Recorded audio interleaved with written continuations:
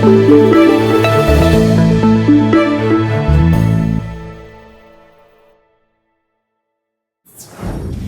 everyone, this is Kevin with Divinely Designed, and I'm doing a pine tar salve video.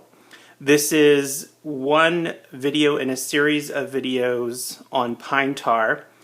If you'd like to hear me talk about pine tar and give some information about using it in bath and body products and just some additional information about pine tar, go check out my video for a pine tar soap. I'll talk about pine tar a little bit over there. This one is just about making a salve. So I'll be honest, this is the first salve I have ever made.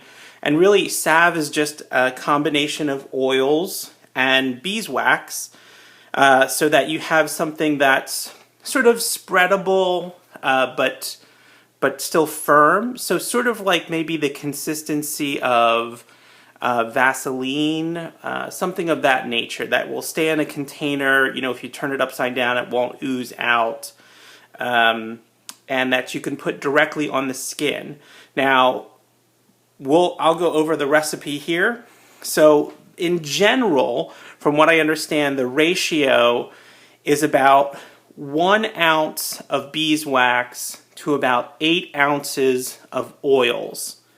So what that works out to be is about 88% of your recipe should be oils and 12% should be beeswax. So I'm going to go over what I'm putting together here as a pine tar salve recipe. So in this container here, this measuring container, I have 31 grams of melted beeswax. For my oils, in this container back here, I have 128 grams of rice bran oil, 26 grams of pine tar, 21 grams of jojoba oil, 21 grams of neem oil, and then here in this smaller container I have some fragrance.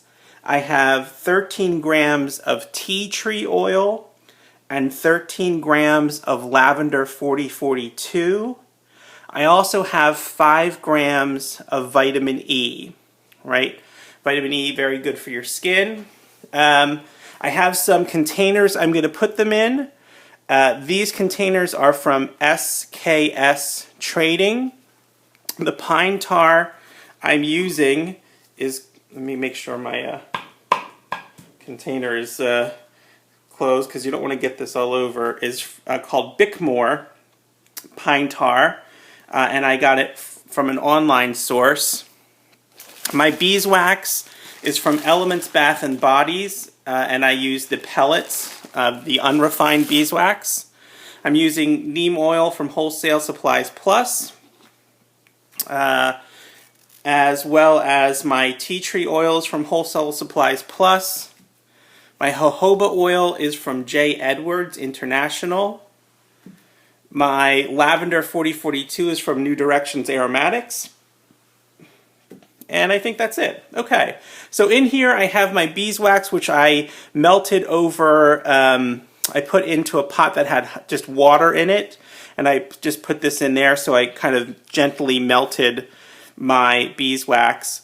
In my oils, and my pine tar, I put them all in here, and then I put them in the microwave for a minute just to raise the temperature just a little bit.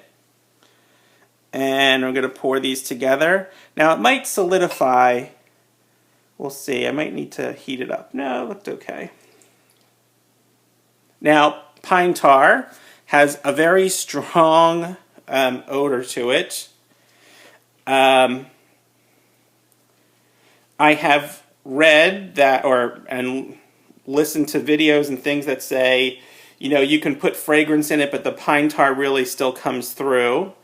So I did put the tea tree and the lavender in here as an attempt to counteract some of the pine tar, but some of that also is for the skin benefits. Tea tree is supposed to be excellent for skin. The pine tar itself is supposed to be excellent for skin. Jojoba, rice bran oil, neem oil, all chosen to be excellent for their skin-loving properties. And again, I know pine tar has been used for the treatment of psoriasis and eczema and lots of other skin conditions historically for many years. I'm not making any medical claims, and I leave it up to you about the efficacy of this. Okay, I'm going to add in my fragrance and my vitamin E.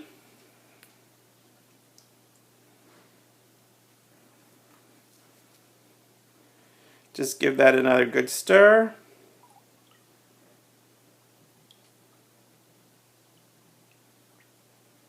Okay, and that's really it. We're going to pour it into some containers here. I'm going to make a little sample here. I'm actually making this for a friend whose son has eczema, so I'm going to fill this large one in here. That's going to be for her. And then just some smaller samples.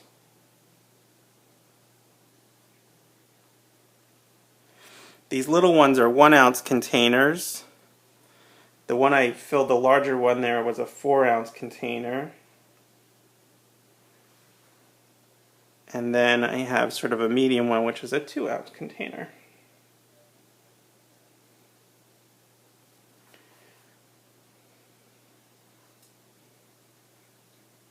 Now, this does not contain any water, so we don't need a preservative.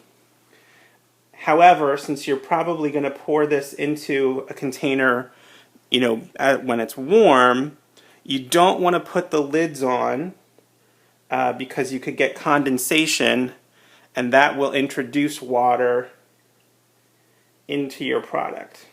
So, we're just going to let this sit and firm up. All right, so check back after the break.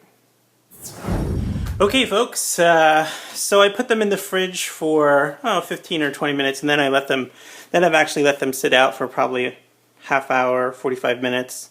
And it came out pretty good consistency, I think. It's definitely firm, like it's not going to pour out. But it's soft, like you can press on it and it sort of warms it up just from the heat of your fingers. So, let's see, let's put a little bit